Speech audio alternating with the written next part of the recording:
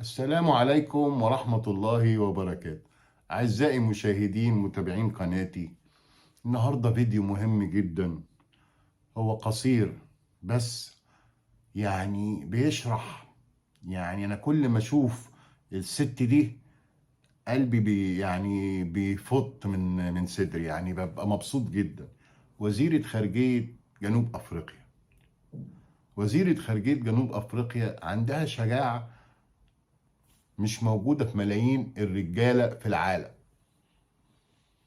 وكل مرة بتطلع تصريح أقوى من التاني مناصرة ومساندة لشعب غزة الغلبان. طبعا الحرب دخلت في 6 شهور والدنيا لايصة واللخ شغال والضرب شغال، وفي مفاوضات لتفعيل هدنة لمدة 6 أسابيع أو كده، ولسه الرد من حماس ورد من إسرائيل وبيقولوا كده لغاية ما ربنا يوصلهم لهدنة إن شاء الله. المهم، وزيرة خارجية جنوب أفريقيا دي تستاهل 100,000 جايزة نوبل، مش للسلام وللإنسانية. وزيرة ب100,000 راجل.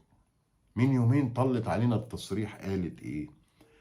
قالت أي مواطن من جنوب أفريقيا بيحارب أو مرتزقة أو بيحارب بيحارب في غزة ضد الفلسطينيين الغلابة أو مع الجيش الإسرائيلي، مرتزقة بقى أو عندهم دبل جنسية أو وات ايفر، لو رجعوا جنوب أفريقيا اللي هم المواطنين بتوعها اللي بيحاربوا في إسرائيل، لو رجعوا سوف يتم اعتقالهم. هي قالت كده بالنص.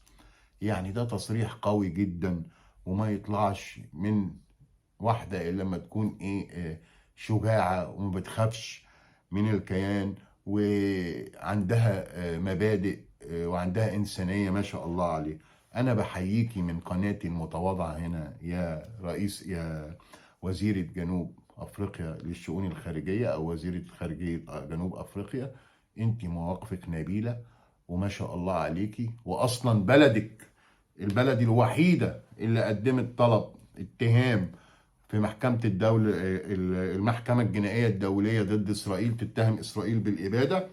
أنت بلدك مشرفاكي ومشرفانا، وأحفاد نيلسون مانديلا ما شاء الله عليهم. كل التحية ليكي والسلام من مصر. أنت إنسانة رائعة ومحترمة، وإحنا بنحبك وبنحييكي. وأنت ب100,000 راجل. أنا أنت لو رجعوا المواطنين بتوعك اللي شاركوا في الحرب هتعتقليهم ولا لأ؟ ده تصريح قوي جدا، ما حصلش فأنت ورئيس البرازيل بتاع السامبا و مواقفكم محترمة ومميزة، واحنا بنحييكم وبنشكركم.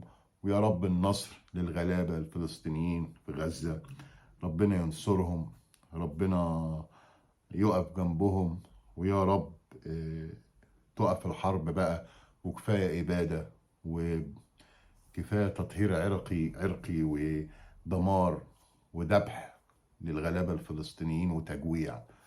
أعزائي المشاهدين، ده كان فيديو قصير عن وزيرة خارجية جنوب أفريقيا. كل التحية ليها. أشكركم لحسن المتابعة. كل سنة وأنتم طيبين، ونشوفكم على خير دايما يا رب. ميرسي.